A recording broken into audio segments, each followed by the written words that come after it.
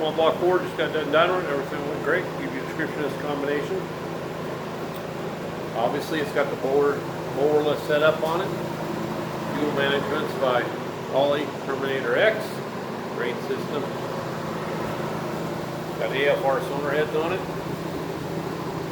Got one of our custom ground hydraulic rollers.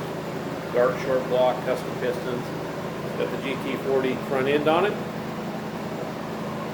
Take you in there and show you how it ran. Alrighty, 3600 there, 35, 487, peak torque 541, peak horsepower 582. We rated at 570. Obviously it's got a front end on it, so that robs some, so it runs really good. That's obviously from the Borla. We'll get her off here, get in her crate, come your way. Just have a great day.